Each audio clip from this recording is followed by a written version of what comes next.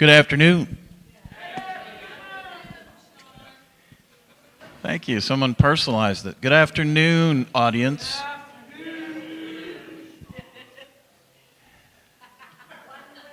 That was kind of weak. I thought it would get better. Let's try it again. Ready? Good afternoon. All right. Welcome to Lunch with Books. And now is the time to turn off your cell phones, please.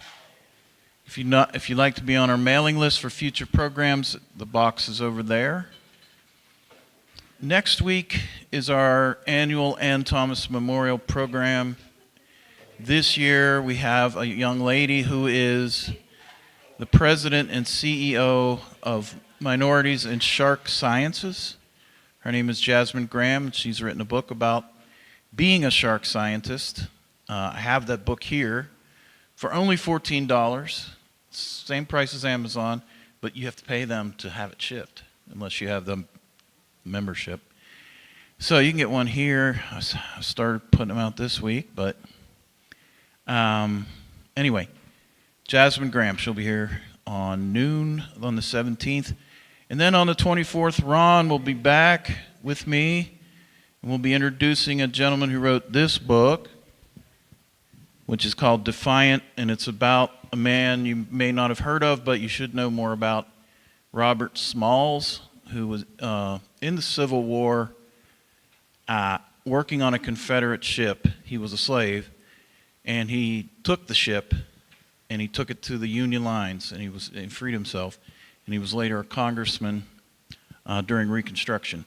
He's an amazing man, and we'll talk about another gentleman named David Fagan as well. The gentleman who wrote this book will be zooming in because he's in California. He's a writer for Disney and Marvel. He's kind of a big deal. So this is a beautiful book. I'm going to give this copy to Ron. There you go. So he can be ready. That's on the 24th.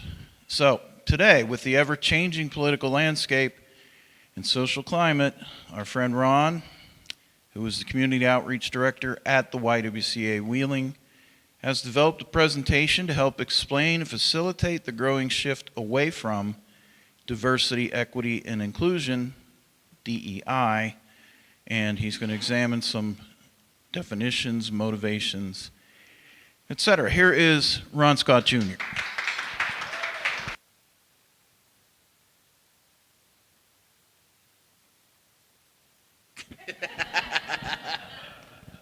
Hello.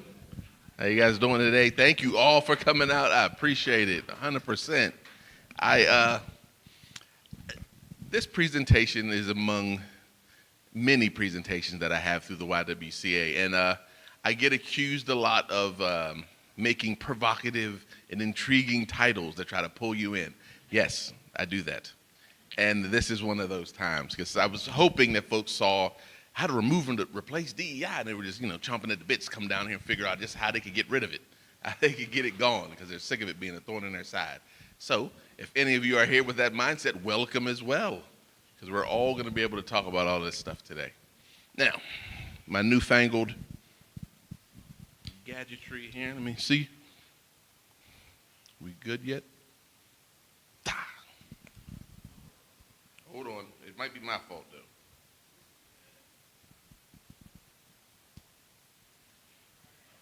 Try again.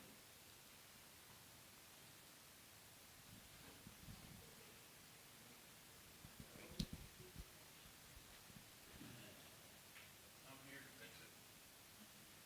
It probably had to do with the music. Oh, mine is just my little clicker.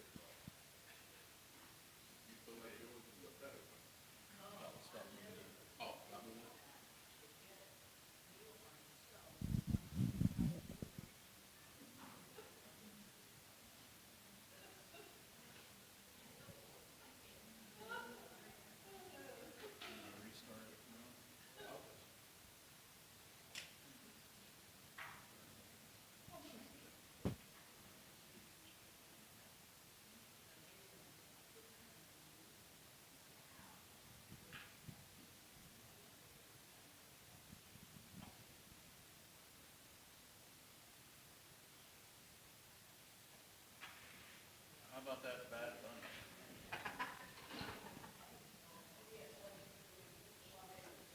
This presentation is always fast. Try to talk. Yay. That's when I try to be all classy and give you goals and objectives for tonight, or today, this morning, afternoon. We got an introduction of myself, kind of a definition of what DEI is, why we must remove it, and how can we replace it, and what you can do. Because I don't want to just talk doom and gloom stuff to folks and then that's it. So I want to give at least some options when we do some of this stuff. So here we go. Oh, myself. My name is Ron Scott Jr. I am the Cultural Diversity and Community Outreach Director for the Wheeling YWCA. I love that position. It's a great job. I love my boss, the organization. I really, really dig the work that they let me do over there. I'm a former president and vice president of the Upper Ohio Valley NAACP. I know I'm probably preaching to the choir here in this room, but a lot of times when I go and talk places, I'm so surprised that when I say NAACP, folks are kind of like, what? They have no idea what I'm talking about. They think it's the program for college sports. But for those of you that do know, NAACP was a very thriving organization at one time, and I used to be the president and vice president. Former vice chair of the Wheeling Human Rights Commission. I'd always include that because Wheeling is unique having a Human Rights Commission. A lot of cities don't have stuff like that, and it's a more official version of the NAACP that fights for rights and discrimination, and they're considered law enforcement, so the stuff that they do is really important work, and the idea that Wheeling has one, I always want to promote it and say that it's great that it exists. I was a counselor for 13 years. I always tell folks that's who I truly am. I make my bones as a counselor working in mental health, and then I worked in school systems and rehabs and homes for children. Anywhere you can work with people with problems, I did it because I think counseling is who I am in my bones. And last but not least, of course, over 40 years as a black man. That has been the longest held position that I've had. I've made it every day. Haven't been late, even when it rains. But I think all those things combined help me feel like I'm legitimate enough to have the conversation that we're going to have today. All right? And I think we got to start off with what is DEI, which a lot of folks are thinking, what in the heck is it? Now, for those of you who do know, I want to make sure that I stress that this particular presentation is not one to change laws and legal government policies. We're only going to be able to vote to do those things. Because with DEI, as far as policy, I think it really reared its head around the civil rights era. So a lot of the things that got put in place then were considered DEI programs at that point. And then when the situation happened in 2020 with George Floyd, a lot of folks, it really got solidified. So that's when you've seen diversity offices put in place and diversity positions put in place so that folks made sure that these standards were upheld and kept and projected moving forward. But those aren't necessarily what we're going to be talking about today because I don't want to say it's easy, but the pathway to change policies and laws and those things are a lot more straightforward than the kind of stuff we're going to be talking about today. Okay? So we're going to break down the ideas, what these letters stand for and what they mean to folks when we're talking about possibly removing and replacing them. All right? So we'll start off with diversity. And I love to define it first. So what we got, the state of being diverse and variety. The practice or quality of involving people from a range of different social and ethnic backgrounds and of different genders or sexual orientations. When you look at those kind of definitions, it doesn't seem like there could be anything wrong with these ideas, right? But then you look at areas like teachers. And I don't think a lot of folks look back enough to realize there were a time when men dominated the teaching profession. Teachers were men.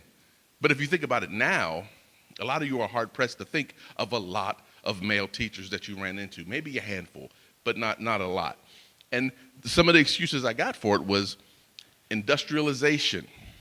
When industrialization hit the country, folks had to work in factories and get on railroads and had to do these positions to progress the industrialization of our country moving forward. And the decision was made that is men's work. And the idea that women are just naturally teachers because they are nurturing by nature and they can do this. It all became adopted and almost codified to law, where people just believe, you know what? Yeah, women, the nurturing nature of the woman to bring you in to her bosom and teach you all the things you don't know.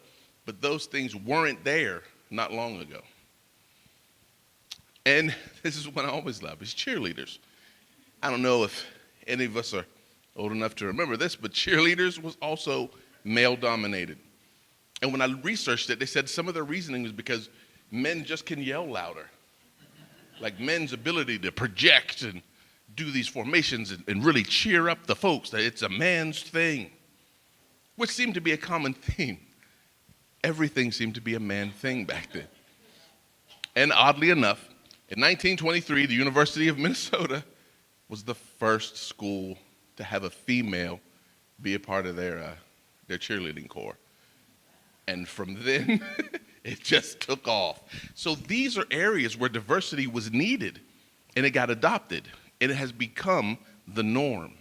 So diversity doesn't corrode everything that it touches, as much as folks like lately want you to believe. Because we can't say there's been a downfall of teachers, and nobody's looking at cheerleading being like it just wasn't the same back when men did it. It was so much louder back then. Nobody's saying that. All right.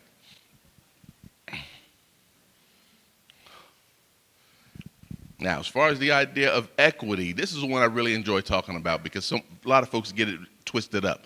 The quality of being fair and impartial. This is my favorite.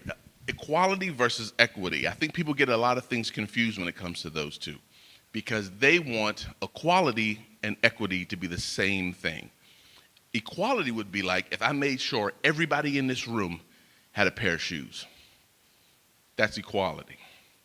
Equity is if I made sure everybody in this room had a pair of shoes that fit, that was their size, that they could comfortably walk around in or comfortably do the work that they needed to do in.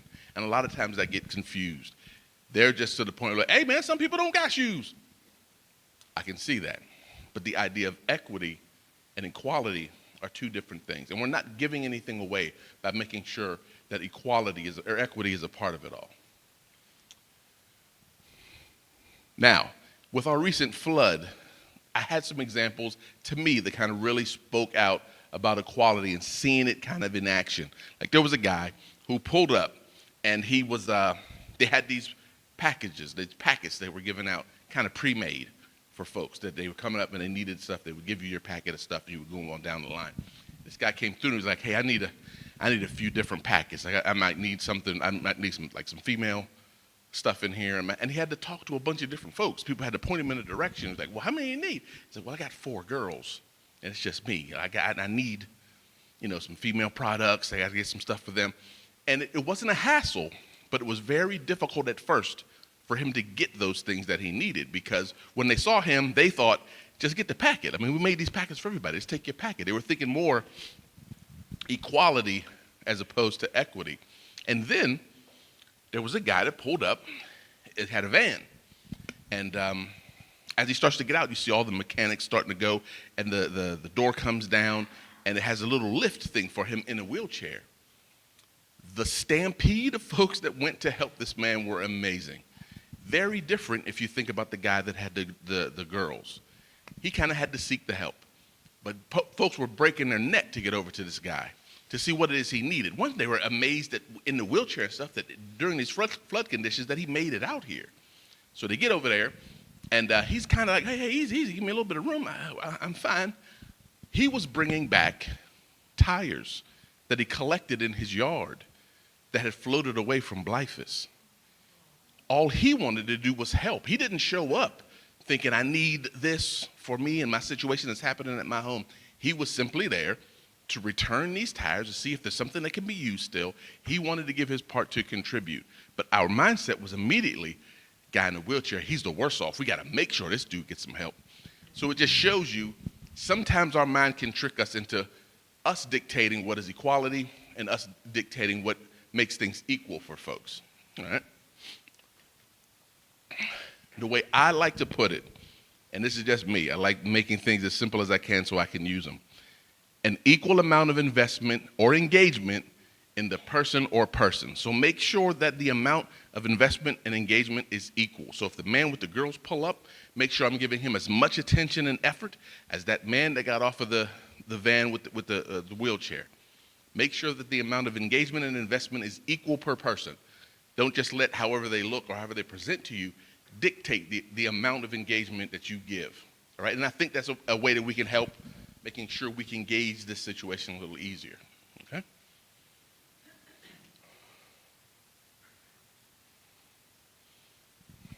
Now, inclusion is very different for me. Now, for those of you who really look and study a lot of this stuff, you would know that DEI doesn't end there. It's DEIA, and the A is for accessibility. But over time, the A has kind of been adopted into the inclusion piece. So it's the practice or policy of providing equal access to opportunities and resources for people who might otherwise be excluded or marginalized, especially those who have physical or intellectual disabilities. And a lot of times I'm sure you're remembering things like the ADA Accessibility Act, the American with Disabilities Act. And that makes sure that people get included in the ideas, in the building of something, so you're thinking about them when you're making these processes go. And I am hard-pressed to find one person who has found something wrong with the Americans with Disabilities Act. They haven't looked at it as preferential treatment. They haven't looked at it as an attack on merit or some folks getting a handout. They just looked at it as we're going to accommodate for the folks who need accommodations. And I think that's how we need to look at a lot more things. But one of the areas that inclusion is needed is because we have to overcome some things that were put out in our past. Like one of the things is redlining. I don't know if we've talked about it. I'm thinking different lengths with books, for those that don't know. It's the discriminatory practice in the 1930s where the federal government and financial institutions denied mortgages and loans specifically to blacks and other minorities. This practice was based on the belief that neighborhoods were at risk due to the presence of blacks in their communities.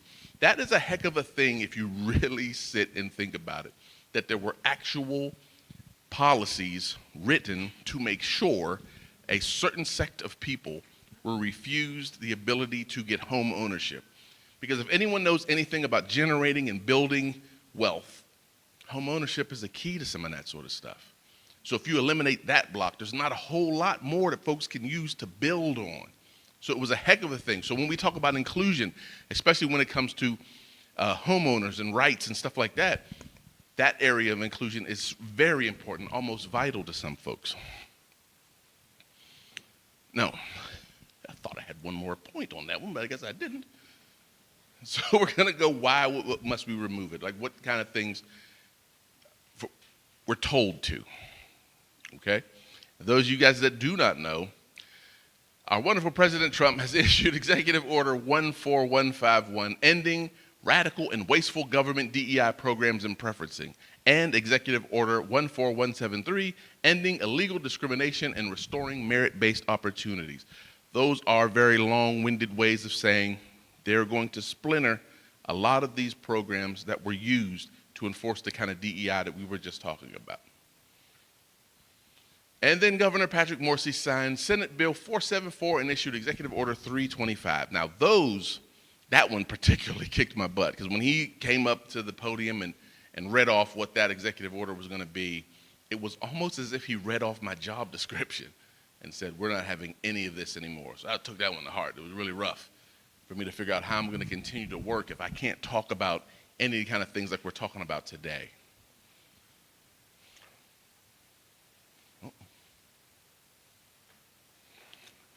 We were also convinced to. Like folks were on us to try to convince us to do this. Now, I blame myself and some folks in this area because a lot of the talks and presentations and ideas that when we focused on DEI or anti-discriminatory stuff, we focused on awareness. We wanted to make you aware of the discriminatory practices that happened. We wanted to make you aware of just what folks went through in the past to get to the point that we were at now. We wanted to make you aware of some of the baggage that we were carrying just from being citizens of the United States and being of a certain color. We wanted to make you aware of all those things, but we did not focus on the action piece. So we had a lot of folks walking around with a lot of awareness, but not pointed in any real direction to do anything with that energy. So we have to, I want to make it my business now to shift from after awareness, what do we do with it? Like now that I know all of these things, what am I going to do? And I think that's where we felt before, but we're going to work on it together.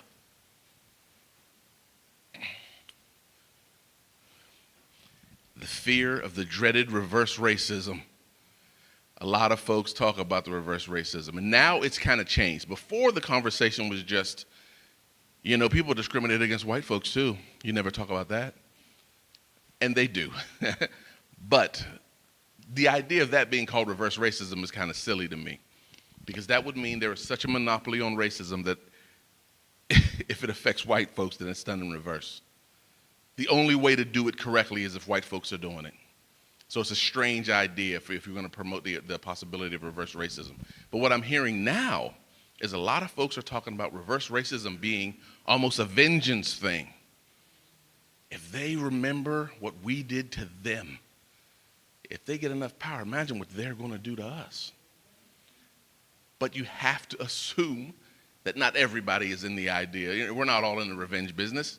It's not all Kill Bill Volume 3 over here. Some folks just want to be able to move forward and have a family and a life and a good career. And I'm worried about, wait till I get this job. I'm going to show them a thing or two. It's not necessarily the case.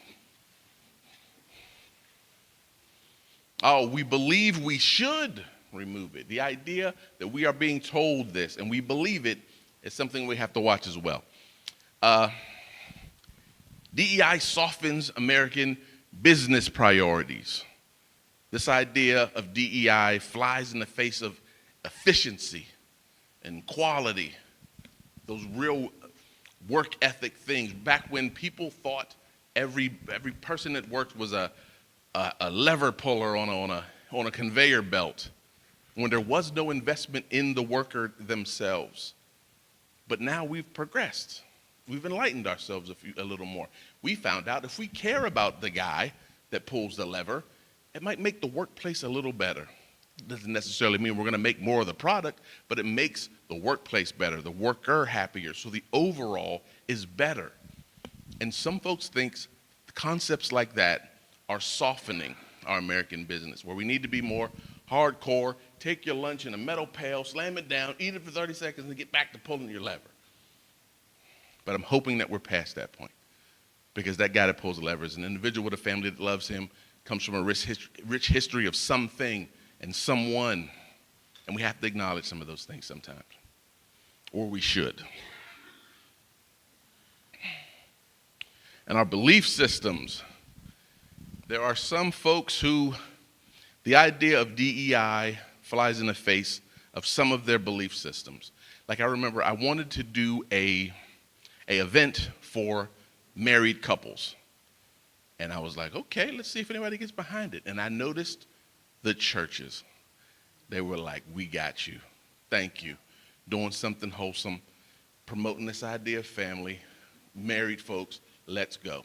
But at the event, there were 3 couples that were very non-traditional, 2 same-sex, and one was a transgender woman and a transgender man that were married. Now, it seemed to be different to the folks that were in the faith community. They were like, we liked that you were promoting marriage, but you weren't promoting our particular brand of marriage. And our brand is the only brand we want to promote. So please, don't invite us back to this horrible event until you figure out what brand of marriage you were going to promote. So a lot of times our belief systems are trying to dictate to us that this is stuff that needs removed as well, because they also believe that somehow 2 men being married or 2 women being married is whittling away the institution of marriage. But I'm a big fan of the idea, if you don't want same-sex marriage, then don't marry someone of the same sex. It's pretty easy. Just don't do it, and you'll be fine.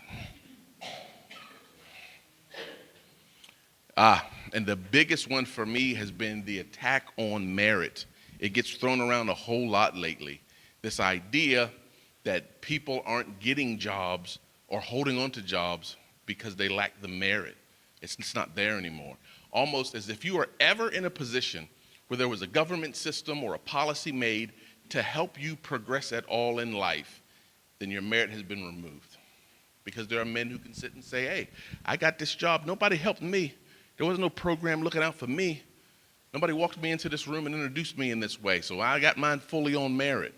But it's kind of disingenuous because they don't acknowledge the programs like redlining that were put in place to make sure that certain people weren't afforded those opportunities.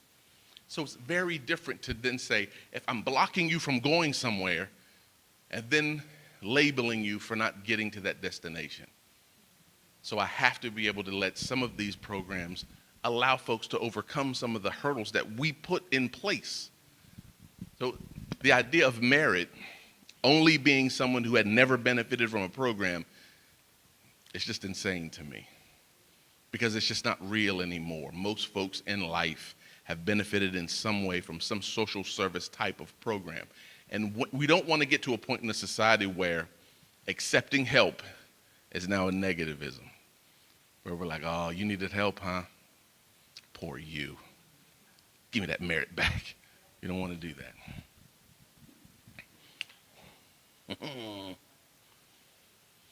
How can we replace it? Like, this is the part. Like, a lot of these are ideas. So I don't want you to think I'm going to say, do this tomorrow at 3 o'clock. These are ideas I think we got to put in our head to kind of work on. All right? How can we replace it? Diversity, we can remove these things and we can replace them.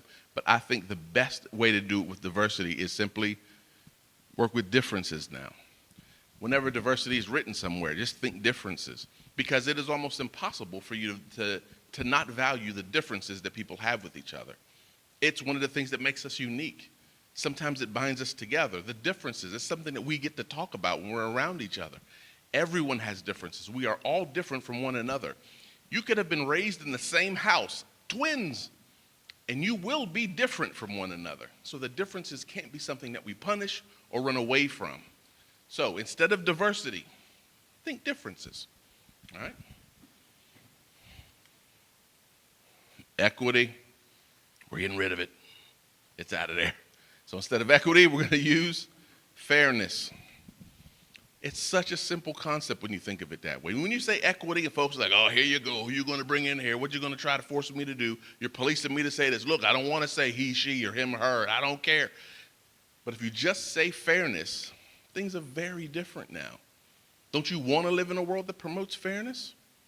And we know that life isn't fair the way that it is, but I think it is part of our job to make it as fair as we can, because we're all in it together. We got kids that are all going to be living in the same world.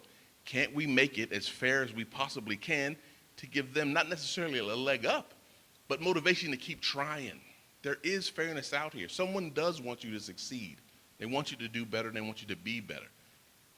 So fairness. We're going to rub out equity, right in fairness. And inclusion. We're going to get rid of inclusion, and we're going to place it with belonging.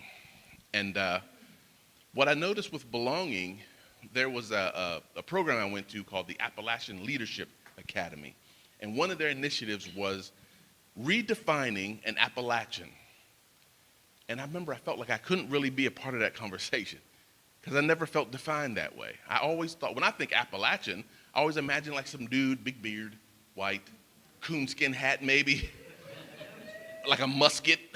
He's standing on a rock, like he's got freshly caught fish or something. Like, yeah, that's an Appalachian. It's never been, there's no part of that, a beard maybe. It's the only part I could relate to on that.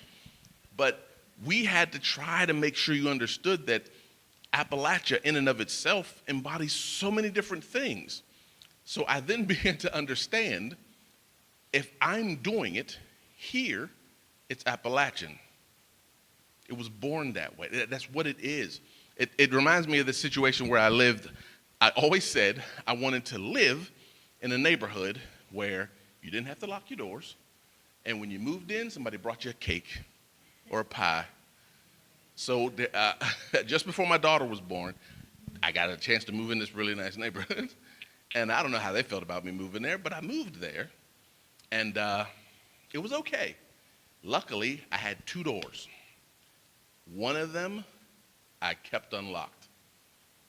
So I could say I lived in a neighborhood where I kept my door unlocked. And I did. I never locked that door because I wanted to be I really wanted that for me. Like I wanted that.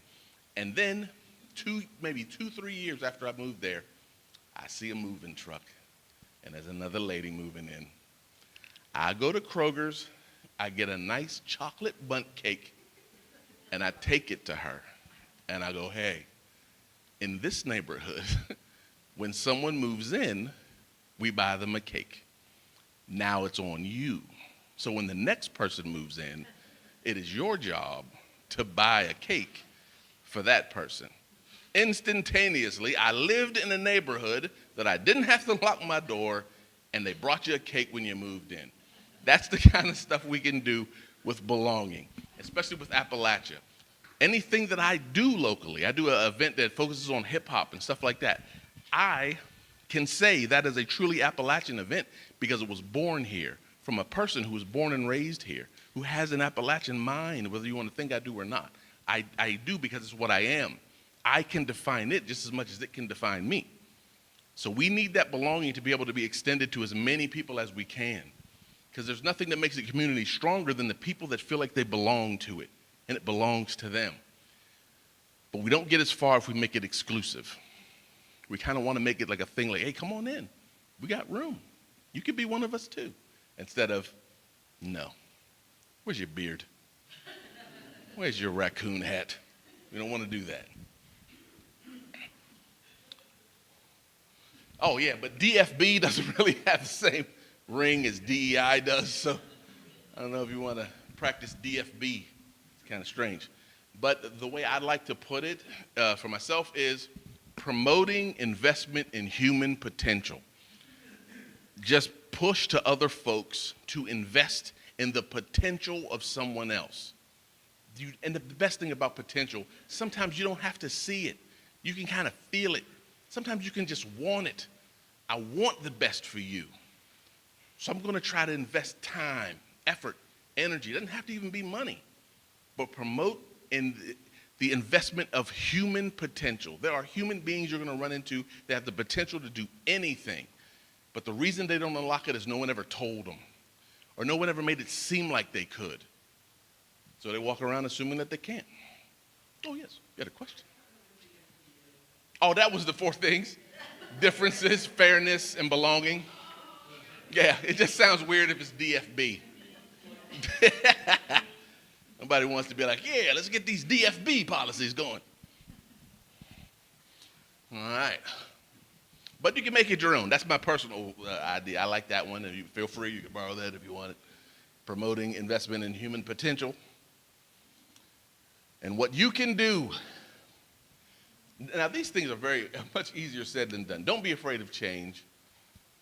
Again, I can say that, but when change comes, it's up to you to not run from it. The idea of it can be scary, but you got to try to work with it. The idea of pronouns and stuff used to kick my butt. And I just remember I was like, man, I'm not going to, look, I'm old enough now that I can get crotchety if I need to. So I'm like, hey, man, I'm not calling you nothing. Your name is Bill and you're Bill. But that's not, I'm not adapting. I'm not trying to be welcoming or making them a part of what I am. So I had to work on the idea. And I had to not be afraid of it. And one thing I had to make sure I wasn't afraid of is messing up in front of them. Like continually calling you he. And she's like, because those folks are patient with me if I'm genuine in my desire to learn what makes them comfortable and what makes them feel better. They weren't upset and they're like, how dare you misgender me? That wasn't the case. Because they knew I was trying. And that's all you can do. Don't be afraid of change. Be led by commitment to understand instead of a fear of being replaced. This is newfound. I haven't run into a lot of people in the valley that feel this way, but there are so many folks who have this deep-seated fear of being replaced. I'm going to be removed. They're going to put these guys in that can do it faster, cheaper, or whatever it might be. They're going to replace my idea of what a traditional marriage is with these freak shows over here doing all this crazy stuff. They think they're going to be somehow left behind, pushed off the shelf, and other things are going to be promoted. But that's not the case. You can't feel that way. You have to be committed to understand why.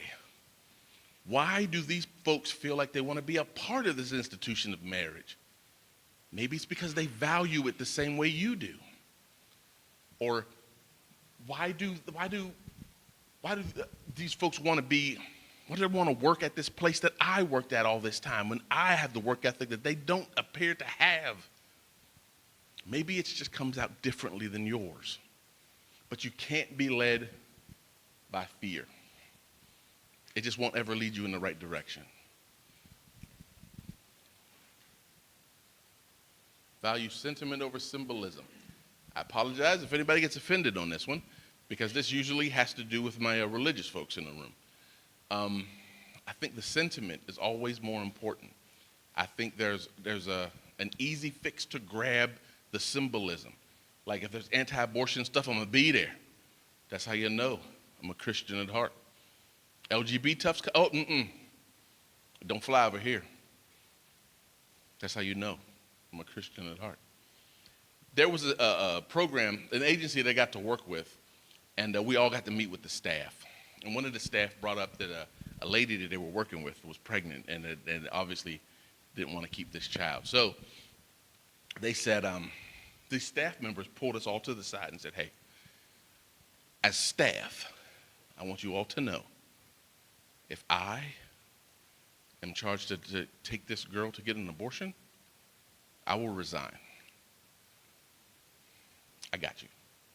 I get it. Like, I understand. You're standing on your value. You're standing on your beliefs. But I feel like that's a commitment to the symbolism of it all. Because I don't think she's ever thinking, how can I help the situation in any way? Because, I mean, nobody asked them to even drive this person anywhere. They assumed that the responsibility might fall onto them. But I couldn't think of any way that their decision made that situation any better.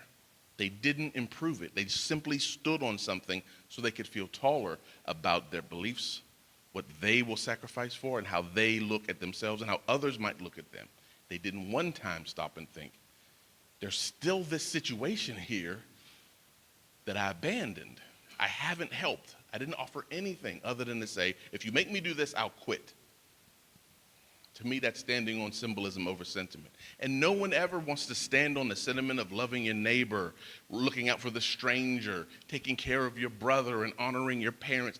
Those are the ideas that I'm hoping folks value, those sentiments that are taught in a lot of the faiths over the symbolism of saying, this is what I won't do. I had read this quote that I thought was wow. It said, a lot of times nowadays, you can tell what faith a person is by the people that they hate. And that's strange. Because it didn't seem to be as promoted who you didn't agree with. It seemed like churches were more known for the work that they did, how they reached their hands out. And I think we're getting away from that. It's my one controversial piece for the night. Oh, I included this little clip. This is a world where absolutely no DEI exists. This is a glimpse of what I think that world might look like. Oops, if I can find my mouse. I just seen it. Where'd it go? Oh.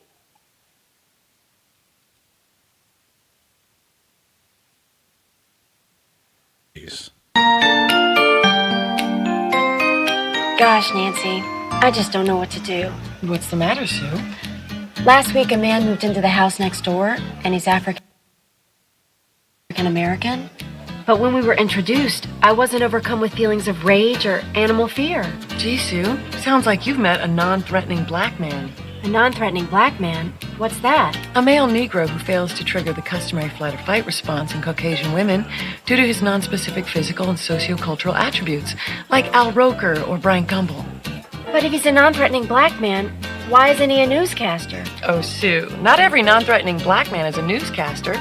Some of them work in advertising and politics. Is that allowed? In some states.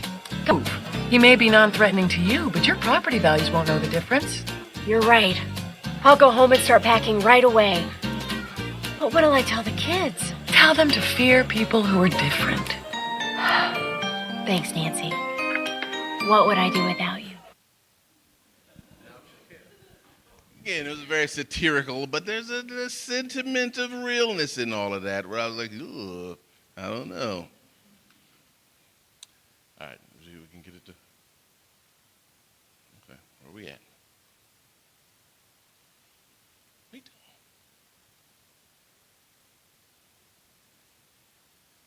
coming. God darn it.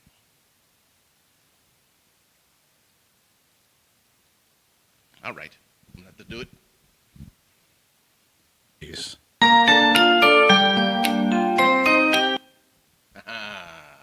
Now, I got two little clips for this one. This is an idea of a world that embraces DEI. Now, here's the short term. If I can get him on there. I might just go back over here and do it. So in the short term, here's how it looks.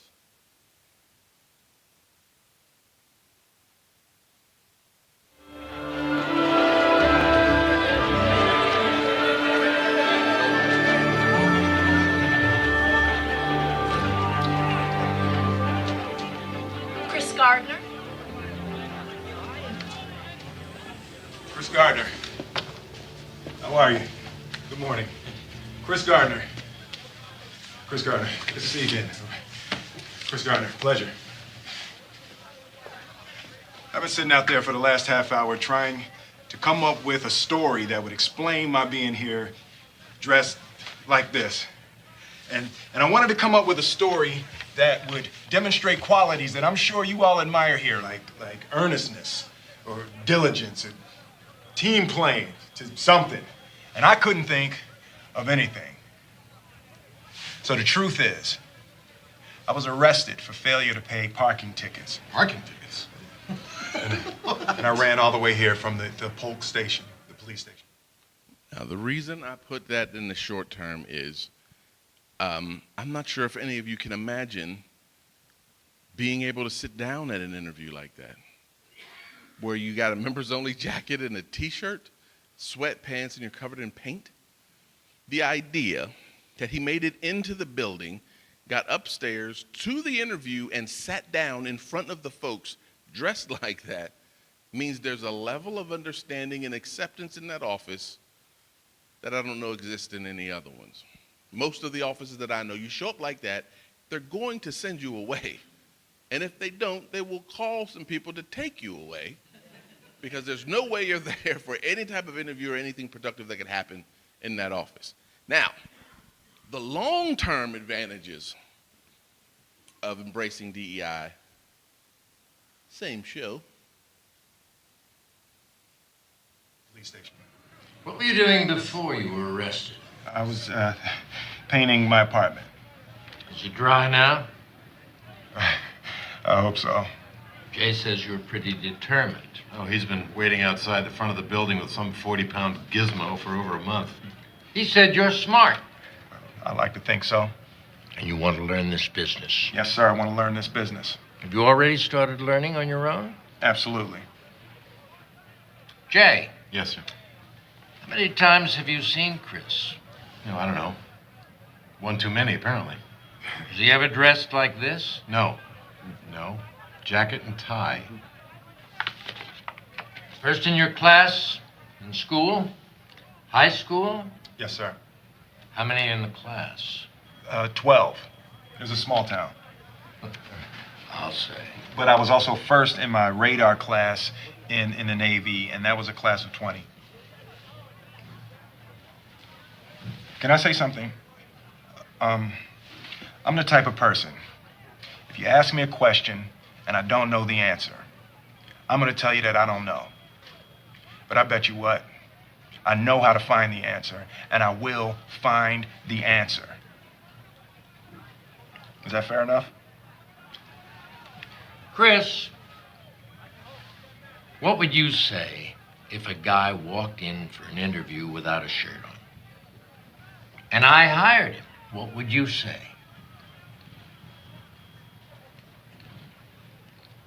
He must have had on some really nice pants.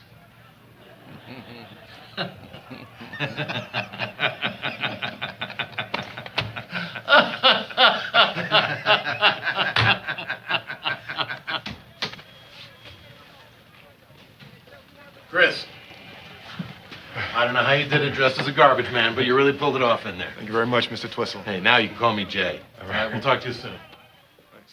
Now, the reason I deem those long-term benefits and long-term goals is he sat down and they spoke to him as if he was a legitimate candidate, regardless of how he looked, what he was dressed. And he said, arrested for parking tickets, and he ran all the way there, and he got paint all over him. They talked to him. They went over his resume. They looked at stuff. They made it very clear that if he was to be hired, it was going to be on merit. If he could earn it, if he could do it. It had nothing to do with what he looked like. Because like he said, he looked like a garbage man. And our long-term goals with DEI stuff is we would be able to look past what a person has what the outside looks like for any person, and try to evaluate the human being sitting in front of us, regardless of what the outside stuff looks like. And that was a perfect example of it. I don't know if they meant it to be like that, but they saw through it, and they asked him questions. What rank was he in class? And they just really got to talk to the man and interview him. And I think that is the long-term goal of any DEI work that anyone wants to do. And I think, I've been running on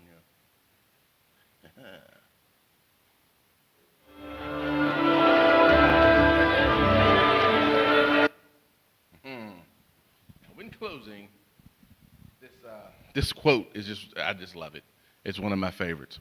The only time you look in your neighbor's bowl is to make sure that they have enough. You don't look in your neighbor's bowl to see if they have more than you. That's mind-blowing to me, because I think most of us are trained to kind of look over there and make sure, oh, look at all that he got, and I got this little bit of stuff. We're never looking over to be like, are you okay?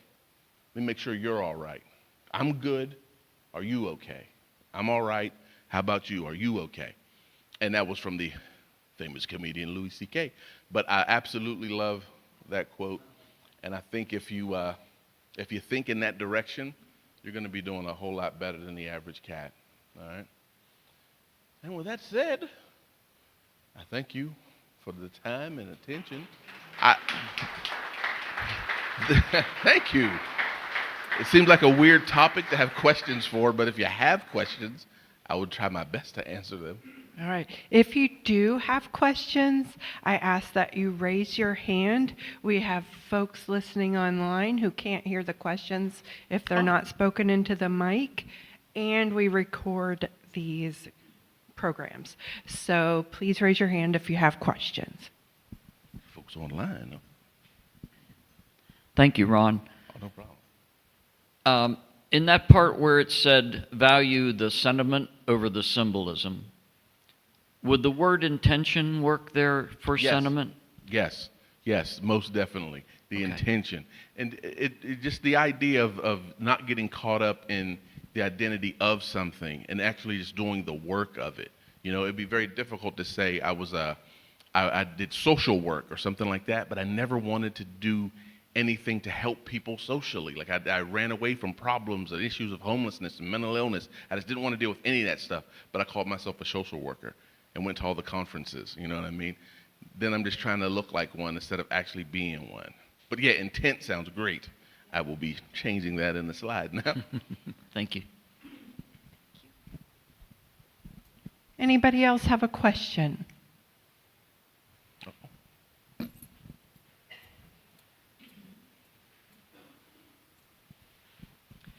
Ron, I could be wrong on this, and I would like your opinion, because I worry that the government now is racist and anti-immigrant, anti-different. I guess I'm wondering where these executive orders are coming from, to what end, what's in the heart of these people who are going after the Latino, the Black. How do you feel about that? I mean, this all, you know, I worry very much about what it's saying about our country right now. Are we reverting to a more racist society?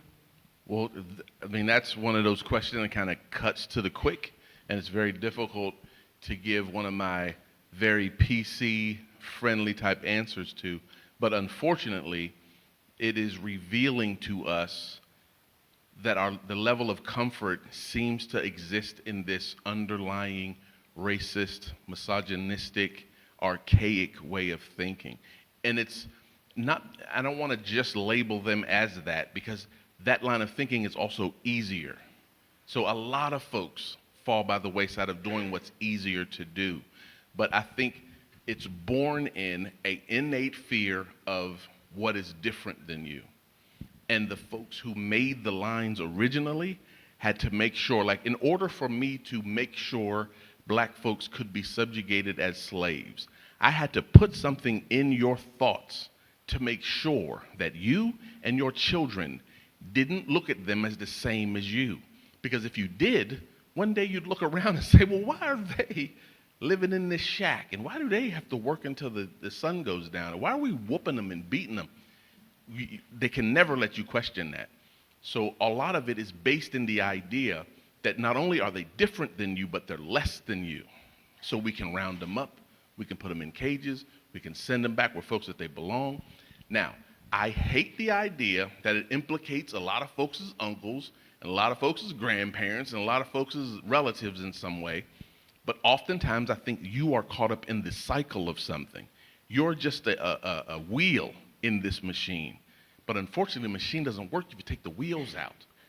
But it's tough to be able to work on that without a person feeling like you're calling me racist. You're saying me and my beliefs and where I come from is racist and born in it. That is a tinge. It's flavored in that. It's not all that you are. Because I'm sure there are white families that had tons of conversations at their dinner tables that had nothing to do with hating black people. It had nothing to do with hating immigrants, or nothing to do with how women can't do work that men can do. But that has been sprinkled all around you enough that you don't have to pay attention to it to make sure that it still exists. If I say, make America great again, that rings, that touches something in people's hearts where they go, you know what, my grandfather used to always talk about how things were and how stuff is. And things are so tough right now. It's difficult. I'm having a tough time earning a living and paying these bills. He was right. Back then it was so much easier. And I think we will fall into that. We'll romanticize all of this stuff. Like I remember I still love the show Happy Days. I'm telling you, I was Arthur Fonzarelli to the death. But no one talked about what society was like at that time. There's a reason there were no black cast members on Happy Days. You couldn't be black and walk into Arnold's. You just couldn't. I mean, there was Jim Crow and all that sort of stuff was around then. They would have done something bad to you. And who knows what Arthur Fonzarelli would have said if a black person walked in the room. But those are things we never had to focus on because we could just let Happy Days be Happy Days and act like it was just great. But I think what the current administration is leaning on is our fear of other people, of differences, and this weird replacement theory that someone's going to come in and take your job and family and identity, and you're going to be archaic because as a white man, a straight white man, there's nothing you can really do anymore. There's nothing further from the truth. But if I make you believe it, I can do anything I want. You know, just like if I make you believe that person's less than a human, you can do anything to them. I didn't believe that was true, but if you look back in history, if I can convince you that these folks are less than humans, you will do anything to them and it won't bother you because you won't feel like you're a bad person. Say, like, people don't feel like they're bad people for stepping on roaches. They just don't. I hope that answers part of it. I started getting on a tangent there. Great question, though. Oh, no. River Hunter Wiley said, an amazing presentation. And how would you define and name the shift to avoid it being labeled as new DEI? I like things like awakening.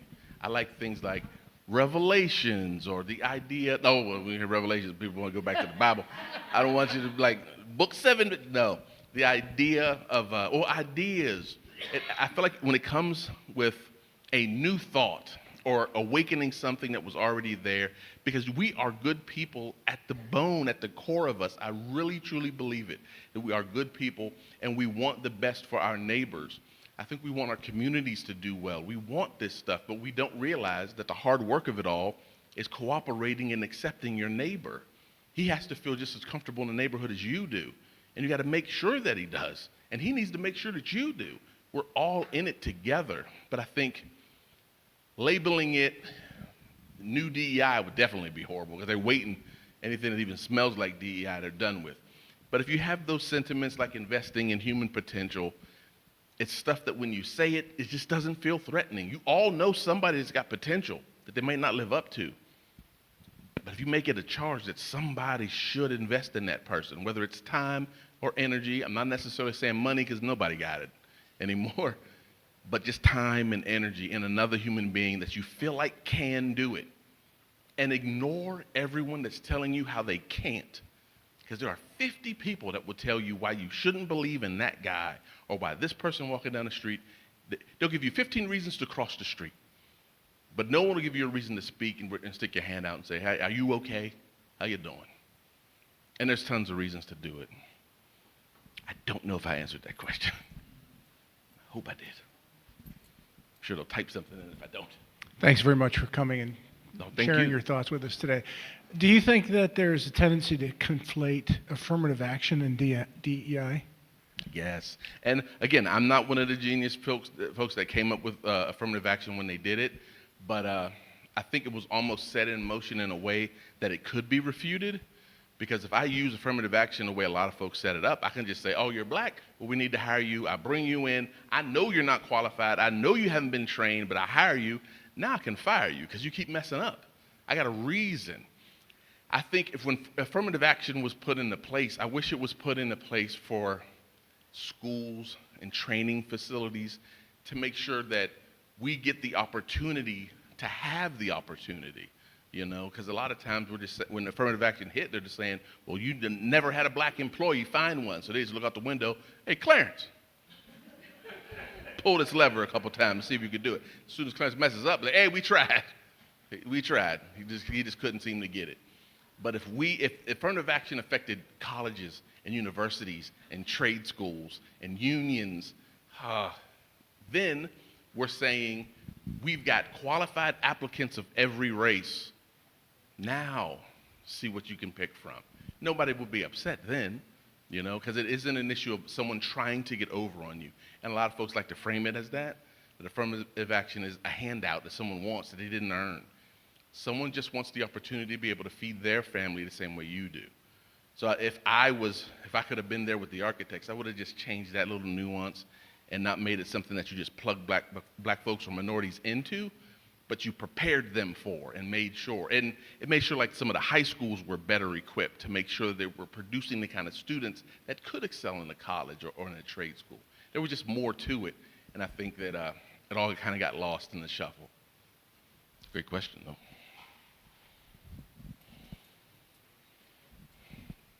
Thank you for your presentation. Thank you. Now, with the DEI, when the government got rid of the DEI, was the government giving businesses and different organizations money for the DEI? There were not as many as a lot of folks like to claim. They act like there were just tons of these tax breaks that everybody got if they hired minorities and these quotas, but there weren't tons. But there were some. But I think now that all that is gone. Okay. So if a business wants to keep their DEI, do they call it something else now? Well, because the government can't say that you can't. Right. You know, but are they calling it something else and putting it, or they just said, okay, well, we're going to do what the government says? If they depend on the government money at all, they're renaming it. But some folks like the YWCA, my title is the Cultural Diversity and Community Outreach Director. Other YWCAs in the country are removing that position or renaming that position. But our local one said, no, we're not playing that. We're going to stand firm. And I never want to blame the people who do CAVE because I don't know. I'm not in charge of feeding my whole agency. I'm not the head that has to make sure everyone that works for me gets fed. So, to me, change my title, just don't change my work. Call me the anything guy. You know, I could be the just community outreach guy or whatever you want to call me. But just don't change the work. Call it whatever you want. Which is the crux of the training. We can remove and replace DEI as a concept, but the idea should never go away. We should always want to embrace anyone that's different than us. We always should be fair to people who don't feel like fairness has come their way, and we should always want folks to feel like they belong, especially if it's our community and they're with us, you know? One more question. And I'll be brief. I just wanted to know when they were shutting down all these DEIs, and everybody was saying, "Oh, and we're not getting any money anymore." How many of those programs actually got any money from the government to fulfill this DEI stuff? Now, I wish I had numbers for that. The only one I can speak to is the Herbert Henderson Office of Minority Affairs for West Virginia. Because I understand that, like, the one part about the Disabilities Act and all that stuff, well, they said it was hurting them too, because they said they weren't getting any more money because they came under the DEI, which you said that wasn't part of it. But a lot of people said that, well, we're losing money because of this and they DEI. won't include them. They will not put that together. But that's all a part of this. And you're not going to deny someone a wheelchair ramp. Right. But you will deny somebody like, look, we got to interview a Latino. We don't need to. We don't got no Latinos. But if you put that stuff together, then it's a lot harder to do it. But I saw the Office of Minority Affairs get kind of stripped down to nothing. And other groups kind of came in because they're a part of our local MLK awards. And they got, at the beginning of the year, they got stripped to nothing. I was told they were scraping stuff off the doors. But at the end of the day, a black sorority came in, some community folks got involved, and that celebration still ended up happening. Now, examples like West Liberty, which I graduated from there, so I'm a fan. They had a person hired, a DEI officer, to remove the entire position. They scrubbed the entire website. They did whatever they had to do, so much so that Morsi retweeted all of their efforts to comply. But it hasn't improved their college in any way. Nothing is better there. Oh, I'm sorry. I understand that WVU, what they did was, it's basically the same as DEI. They just changed the name. Yeah. If you're smart, you'll change your name. Change the name, yeah. Because this is a sentiment that it can't be tied down by a name like DEI. And we have to decide as a group, we are too adult to be scared by boogeymen. It worked with woke. It worked with CRT. We can't let it work with DEI. That isn't something you should be able to scare us with. The idea of looking out for someone different than me, or someone who's been treated unfair, or someone who feels like they don't belong, it shouldn't be something we could scare anybody with. We should be able to say, that's what I do as an American. I look out for that person. I can remember, I don't know what this was attached to, but growing up, I always remembered this phrase, huddled masses yearning to breathe free. I can't remember where it even came from, but it was a part of us. It was who we were. Like, that was our thing. But that's gone, I guess. We don't want you. We don't want a huddled mass doing anything. We want you gone. And I don't know what the alternative is to that. And I don't know who that's making feel better or who that's making feel safer. I'm assuming just the person that feels scared. And if you feel scared, I wish you would ask more questions in your community and not depend on the TV to tell you why you're scared and who you're scared of. Just walk down the street. And if you make it, you're like, hey, this neighborhood isn't so bad. I walk down the street, nobody hit me in the head, I still got my purse. And then walk another block and be like, you know what? 2 blocks, still got my purse, and I'm still. Next thing you know, you walk the entire state of West Virginia. We're not too bad here.